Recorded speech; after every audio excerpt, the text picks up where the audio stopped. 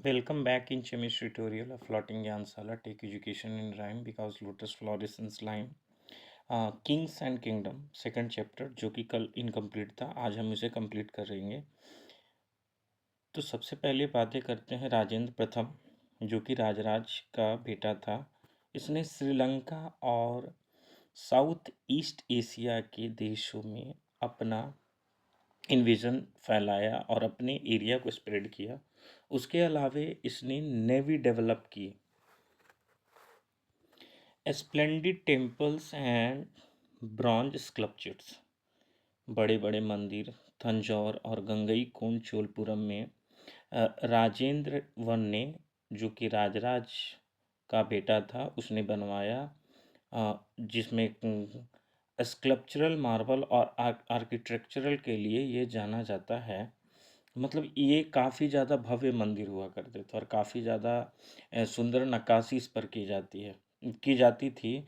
और ये आज भी देखने में मतलब बहुत ज़्यादा सुंदर है। और आज हम इसे देखेंगे तो इसमें जो डिज़ाइंस हैं, इसके जो आर्किटेक्चर हैं, आर्किटेक्चरल स्टाइल है, वो देखते ही बनती है। ये आप देख पा रहे होंगे, ये जो फिगर है, ये गंगईकोंड चोलपुरम में बना हुआ एक मंदिर है। Notice the way in which the room tapers, इसके जो रूफ है, रूफ टैपर बने हुए। Also look at the elaborate stone sculpture, जो कि स्टोन स्कल्पचर के हैं और जिसको डेकोरेट करने के लिए आउटर वॉल्स मतलब बनाए गए हैं और स्टोन्स के थ्रू इन्हें डेकोरेट किया गया है। Chola temples often became nuclei and settlements which grew around them. जो चोलास के रीजन में मंदिर बने थे, वो मंदिर के चारों तरफ नगर विकसित होते थे और वो सेंटर होता था क्राफ्ट प्रोडक्शन का। उसके अलावे ये टेम्पल्स होते थे इसके चारों तरफ, जो कि land by rulers as well as by others, जो लैंड दिए जाते थे इस मंदिर के लिए या फिर जो खाली लैंड होते थे, the production of this land went into maintaining all the specialist who worked at the temple and very often lived near it. जो इसके आसपास रहते थे उनके लिए छोड़ा जाता था या फिर इन्हीं टेम्पल के मतलब उसे काफ़ी ज़्यादा डेवलप करने के लिए, या यूँ कहे कि जो इसके आसपास जो लोग बसते थे, अब जैसे कि जो प्रेस्ट होते हैं, गार्लैंड मेकर्स होते हैं, कुक्स होते हैं, स्वीपर्स होते हैं, म्यूजिशियन होते हैं, डांसर होते हैं, इन लोगों के लिए ये जो खाली लैंड होते थे, इन लोगों को इससे वेतन भी मिलता था, जिससे जो रेवेन्यू या टैक्सेस उनसे मिला करते थे। उसके अलावे इनके प्रोडक्शन से इनकी देखरेख की जाती थी। जो प्रोडक्शन के बाद वो अनाज जो बेच करके जो पैसा आता था, उसके आगे हम बात कहें कि हजारों लोगों के लिए लगभग यहाँ पर खाने बनते थे। और ये एक मार्केट के जैसा, मतलब इसके चारों तरफ एक मार्केट के जैसा बन जाता था। In other words temples were not only place of worship, तो ये केवल वर्शिप की जगह नहीं होती थी, उसके अलावा centre of economic, social and cultural life. उसके अलावा ये इकोनॉमिक, सोशल और कल्चरल लाइफ का सेंटर भी हुआ करता था। जैसे आज क्या है, आज हम लोग एंटरटेनमेंट के लिए क्या करते हैं, फिल्में देखने जाते हैं, मूवीज़ देखते हैं, मोबाइल पर देखते हैं या फिर पीवीआर जाते हैं। उसी तरीके से यहाँ पर जो सोशल, इकोनॉमिक और कल्चरल लाइफ जो डेवलप होती थी, इसके चारों तरफ, मंदिर के चारों तरफ डेवलप होती थी। तो ये केवल एक वर्शिप के लिए सेंटर नहीं था। Amongst the craft associated with temples, the making of bronze image, तो यहाँ इसमें ब्रॉन्ज इमेज भी मिले हैं। ज़्यादातर तो चोला रीजन में ये जो ब्रॉन्ज इमेजेस बनती थी, फाइनेस्ट इन द वर्ल्ड, इन्हें कहा जाता है कि ये वर्ल्ड में सबसे ज़्यादा फाइनेस्ट हैं, या आज भी इन्हें फाइनेस्ट माना जाता है और उस समय भी माना जाता था। While most images for of deity, ज़्यादातर तो ये डेटीज़ की होती थी या फिर इसके अलावा डिवोटीज़ के भी स्कल्पचर्स बनाए जाते थे और वो ब्रॉन्ज के बने होते थे। एग्रीकल्चर एंड इरिगेशन, चोलाज ने एग्रीकल्चर को डेवलप करने के लिए काफ़ी ज़्यादा काम किया और काफ़ी ज़्यादा सक्सेस भी हुए हुए इसमें। और ये बातें नोटिस करने की हैं कि that the river Kaveri branches off into several small channels before emptying into the bay of Bengal. यानी कि कावेरी के जो डिस्ट्रीब्यूटरीज थी, जो कि जाकर के बे ऑफ बंगाल में मिलती थी, जिस कारण से क्या होता था कि ये जो चैनल होते थे ये overflow through frequently deposit fertile soil, और ये फर्टाइल सॉइल लेके आती थी और अब किनारे पर छोड़ जाती थी। Water from the channels also provide the necessary moisture for agriculture. और एग्रीकल्चर के लिए जो ये वाटर के चैनल होते थे ये सिंचाई के काम में आते थे, particularly the cultivation of rice. मतलब कि चावल उगाने के लिए इन डिस्ट्रीब्यूटरीज का इस्तेमाल किया जाता था। तो कावेरी के जो डिस्ट्रीब्यूटरीज थे इनसे दो चीज़ें का फ़ायदा हो जाता था। एक तो इससे फर्टाइल सॉइल मिल जाता था और उसके अलावे इरिगेशन के लिए पानी मिल जाता था, और चावल की खेती के लिए पानी की ज़रूरत ज़्यादा होती है। यहाँ आप मैप में कावेरी का इलाका देख सकते हैं, जहाँ पर ये डिस्ट्रीब्यूटरीज भी बनी हुई हैं जो कि डिस्ट्रीब्यूट होकर के जाकर के बे ऑफ बंगाल में गिरती थी। 5th से 6th सेंचुरी के दौरान तमिलनाडु के अदर पार्ट में भी एग्रीकल्चर काफ़ी ज़्यादा डेवलप हुआ और लार्ज स्केल पर कल्टीवेशन शुरू हुआ। उसके लिए जंगलों को प्रॉपरली क्लियर किया जाने लगा, साफ किया जाने लगा। Land had to be levelled in other areas, और अदर एरियाज में तो लैंड को लेवल्ड किया जाने लगा।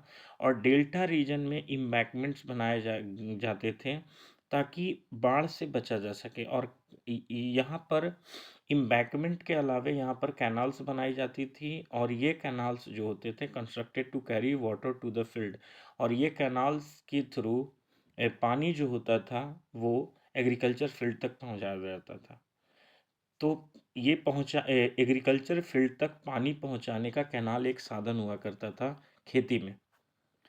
In many years 2 crops were grown in a year. एक साल में केवल 2 बार ही खेती की जाती थी और 2 फसलें मतलब उगाई जाती थी। बहुत सारे केसेस में ऐसा इम्पोर्टेंट था, नेसेसरी था कि एग्रीकल्चर के लिए आर्टिफिशियली सिंचाई की जाती थी, और भी बहुत सारे मेथड का इस्तेमाल इरिगेशन के लिए किया जाता था, जैसे कि वेल डग किए जाते थे। उसके अलावा टैंक डग किए जाते थे जिसमें रेन वाटर कलेक्ट होता था। और ये बात ध्यान रखने की है कि इरिगेशन वर्क जो होता था एक प्रॉपर प्लानिंग के तहत होता था। तो मेनली टैंक्स डग करने के लिए काफ़ी ज़्यादा लेबर और काफ़ी ज़्यादा रिसोर्सेज की ज़रूरत पड़ती थी, और इन कामों को मेंटेन करने की भी ज़रूरत पड़ती थी। तो इसके लिए ये जो रूलर्स होते थे उस एरिया के वो इस काम को करवाते थे, क्योंकि इनका जो प्रभाव होता था वो गांव वालों पर ज़्यादा होता था या फिर वहाँ के रहने वाले लोगों पर। To can active interest in these activities, और वहाँ के लोग यानी कि पीपल लिविंग इन विलेजेस, जो उस गांव में लोग रहा करते थे, वो इस काम में ज़्यादा इंटरेस्ट लेते थे क्योंकि वो उनके फ़ायदे के लिए ही होता था। यहाँ आप देख सकते हैं एक स्लुइस गेट बना हुआ है फिगर में, और ये तमिलनाडु में जनरली इस्तेमाल होता था 9th सेंचुरी में। और ये मेनली बनाए जाते थे चूँकि वाटर अगर ओवरफ्लो करेगी तो इससे बचा जा सकेगा, और इसमें टैंक डग किए जाते थे, channels that irrigated the field. और इसके थ्रू जो टैंक बने होते थे उसमें चैनल कनेक्ट किया जाता था, और ये चैनल फील्ड तक जाते थे, जो एग्रीकल्चर फील्ड में जा कर के इरिगेशन के काम में इस्तेमाल होता था। तो जो पानी टैंक में इकट्ठा होता था वही पानी चैनल के थ्रू इरिगेशन फील्ड में जाता था, यानी कि एग्रीकल्चरल फील्ड में सिंचाई के लिए इस्तेमाल होता था। Barrier which is commonly use to control water levels and flow rates in the rivers and canals, जो कि मेनली कंट्रोल करने के लिए होता था। वाटर को, वाटर लेवल को कंट्रोल करता था, फ्लो रेट को कंट्रोल करता था रिवर और कैनाल्स के। The administration of the empire, settlement, peasants known as ur. जो सेटल्ड पीजेंट्स थे यहाँ, उन्हें उर कहा जाता था। Became prosperous with the spread of irrigation agriculture, irrigation agriculture के इससे ये काफ़ी ज़्यादा प्रॉस्पेरस हो गए थे, काफ़ी ज़्यादा समृद्ध हो गए थे। और ऐसे ही ग्रुप ऑफ सच विलेजेस, ऐसे ही विलेजेस के ग्रुप जब एक लार्ज यूनिट फॉर्म करते थे तो उन्हें नाडू कहा जाता था।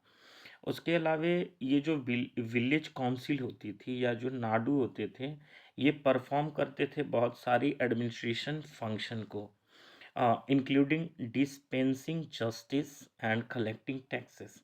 ये टैक्सेस भी कलेक्ट करते थे और एक मेडिएटर के रूप में जस्टिस देने का, दिलाने का काम भी करते थे। जनरली हमें ये पता है कि भारत में जो भी पीजेंट्स हुआ करते थे वो गरीब होते थे, लेकिन चोला के टाइम में हम लोग कंसीडर करेंगे कुछ पीजेंट्स जो होंगे rich peasants exercise considerable control over the affair of the Nadu. Nadu के अफेयर को कंट्रोल करने के लिए जो अमीर पीजेंट्स होते थे ये कंट्रोल करते थे, और क्योंकि इनका सेंट्रल चोला गवर्नमेंट में पहचान होती थी। Chola kings give some rich land owners title like Muvendavelan. और चोला किंग्स जो होते थे, अब जैसे कि छोटे छोटे टाइटल दे करके इन्हें खुश रखा करते थे, और खुश रखने का काम इन राजाओं का होता था, या फिर अरे यार एक्सेट्रा, इस तरह के टाइटल ये इन रिच पीजेंट्स को देते थे as markers of respect. And चूंकि उन्हें अपने सेंटर में एडमिनिस्ट्रेशन को चलाना है, तो इसके लिए तो जो चोला रूलर होते थे ये इन रिच पीजेंट को टाइटल देकर इन्हें रिस्पेक्ट दिखाया करते थे। ये केवल वही बात थी कि रिच पीजेंट्स के पास पैसा तो था, लेकिन उनके रिस्पेक्ट पानी थी, तो रिस्पेक्ट के लिए ये जो सेंट्रल चोला गवर्नमेंट थी केवल एक पपलू के जैसा, जैसे कि हम छोटे बच्चों को टॉफ़ी खिलाते हैं और खुश करते हैं, ठीक उसी तरीके से रिच पीजेंट्स को उन्हें टाइटल दे करके खुश किया जाता था। अब हम बात करेंगे टाइप्स ऑफ लैंड की।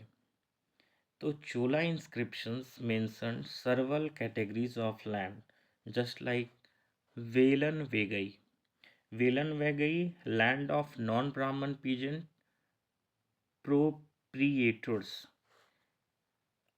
सेकेंड वन ब्रह्मदेय, ब्रह्मदेय जो कि ब्राह्मणों को गिफ्ट के तौर पर दिए जाते थे। साल भोगा, ये मेंटेनेंस ऑफ स्कूल, मतलब ये स्कूल के लिए। और ये देवदाना या तिरुनमत्तुकनई, ये को टेम्पल बनाने के लिए गिफ्ट के तौर पर दिए जाते थे। पलिच्छ चंदम, ये लैंड डोनेट किए जाते थे जैन इंस्टीट्यूशन को बनाने के लिए, बिल्ड करने के लिए। तो ये टाइप्स ऑफ लैंड है चोला इंस्क्रिप्शन के समय के।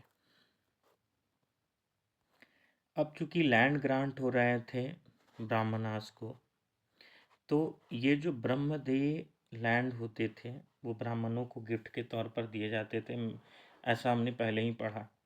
तो ब्राह्मणों को ये जो लैंड दान में मिलते गए, तो उसका ये परिणाम निकला कि बहुत लार्ज नंबर ऑफ सेटलमेंट हो गया ब्राह्मणों का कावेरी कावेरी वैली में, पार्ट ऑफ साउथ इंडिया में। और प्रत्येक ब्राह्मण जो ब्रह्मदेव जो होते थे was looked after bye N assembly और सभा।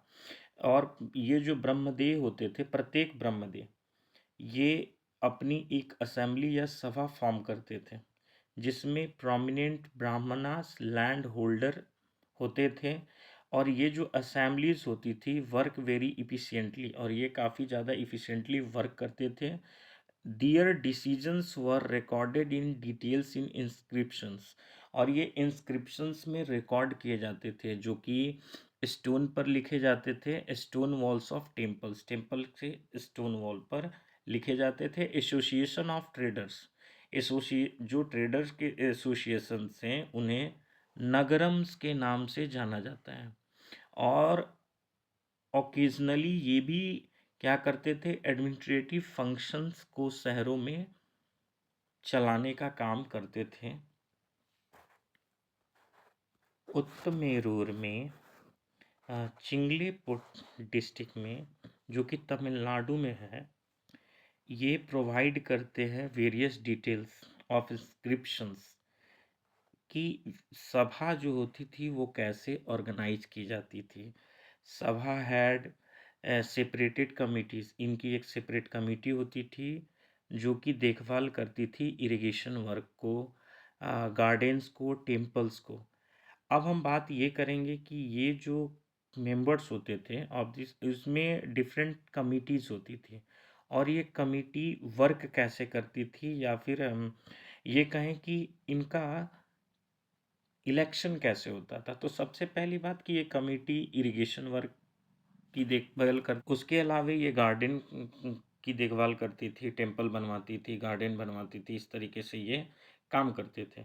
अब ये बात करेंगे कि आखिर इनका इलेक्शन कैसे होता था।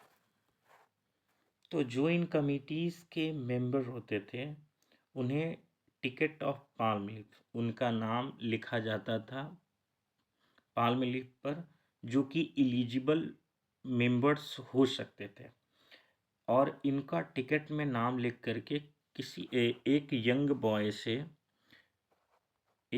बॉय से उन्हें रेंडमली निकालने को बोला जाता था वो टिकट, और इस टिकट के थ्रू वन बाय वन प्रत्येक कमेटी के मेंबर को चुना जाता था। एक बार जिन्हें चुन लिया जाता था दोबारा उन्हें चुना नहीं जाता था, ऐसा इनका रूल और रेगुलेशन था। Inscriptions and texts. All those who wish to become member of the Sabha should be owner of land from which land revenue is collected. They should have their own homes. They should be between 35 and 70 years of age. They should have knowledge of the Vedas. They should be well versed in administrative matter and honest.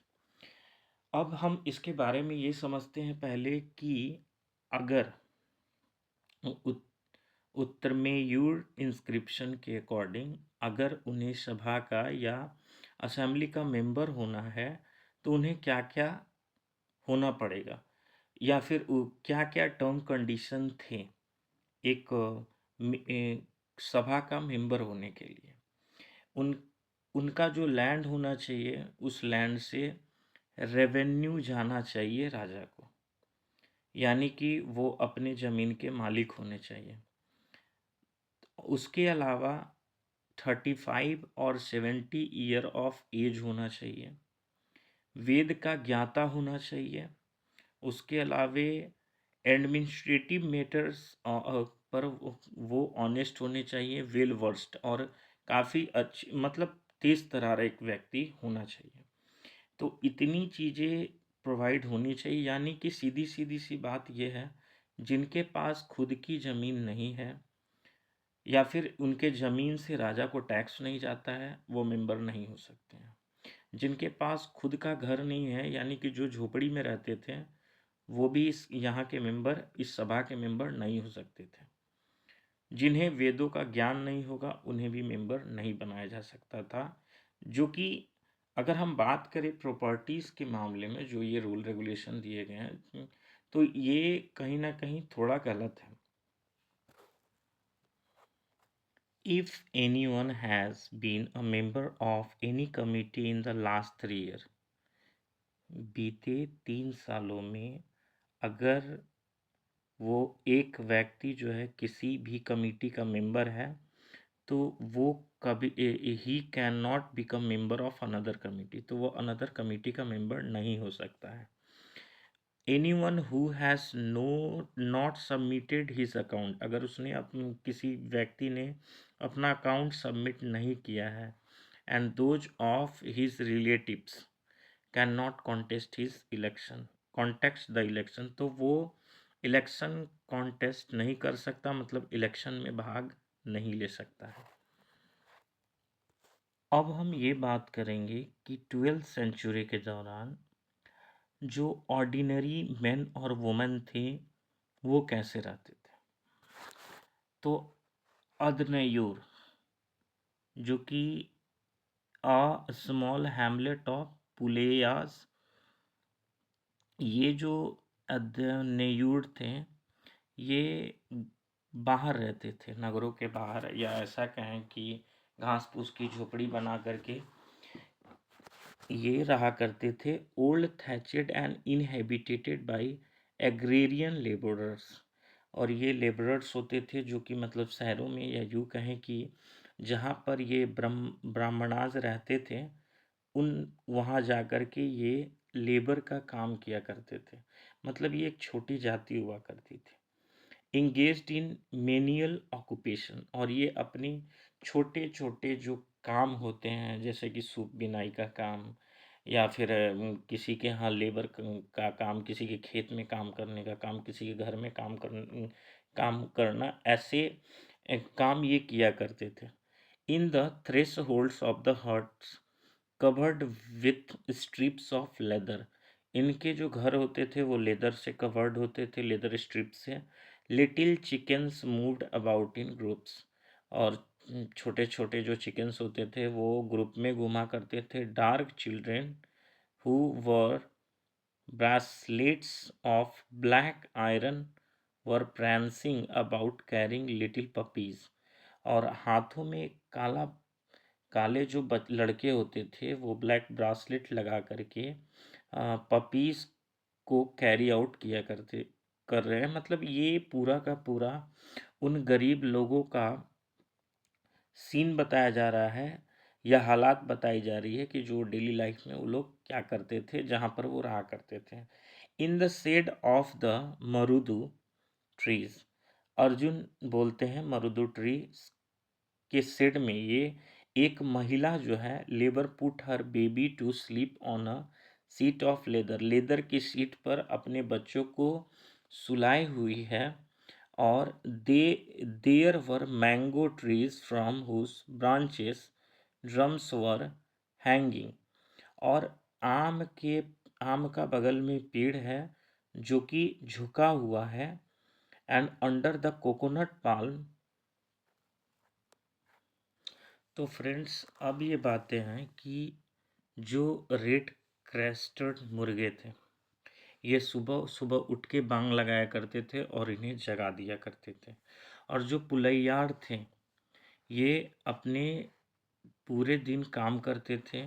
And by day under the shade of kanji tree के नीचे जो Baby heard पुलैयाज women होती थी, ये गाना गाते हुए paddy हंस करती थी। तो कहने का मतलब है फ्रेंड्स कि ये एक ऐसे एरिया का दृश्य है जो कि आ, ये जो पुलैयार हैं एक छोटी जाति है जो कि अदनूर से बाहर रहती है। और सबसे बड़ी बात मैंने पहले ही कहा कि ये थैचेड रूप्स ऊपर झोपड़ी के ऊपर मतलब घास फूस डाल करके घर बनाए हुए हैं, और ये अपनी डेली लाइफ की एक्टिविटीज़ में लगे रहते हैं। और सबसे बड़ी बात यह है कि ये लोग हस्किंग पैडी लिखा है, तो इससे साफ पता चलता है कि ये लोग एग्रीकल्चरल एक्टिविटीज़ से भी जुड़े हुए थे। उसके अलावे आम के पेड़ पर डमरू लटक रहे हैं होते हैं। सुबह सुबह मुर्गा बांग लगाकर इन्हें जगा देता है, और ये अपने डे बाय डे जो डेली काम करते हैं उसमें कर रहे होते हैं। काले बच्चे जो हैं हाथों में काले रंग का ब्रेसलेट पहने हुए। तो ये पूरा का पूरा दृश्य एक गरीब इलाके का है, जिनके जीवन यापन का साधन एग्रीकल्चर के अलावे छोटे छोटे काम हैं। जैसा कि मैंने पहले ही कहा, सूप बनाना, मटके बनाना, या उसके अलावे ये जो ब्राह्मण और वेललाज हैं, इनके यहाँ काम करना। ओके फ्रेंड्स, आज के लिए इतना ही। Thank you.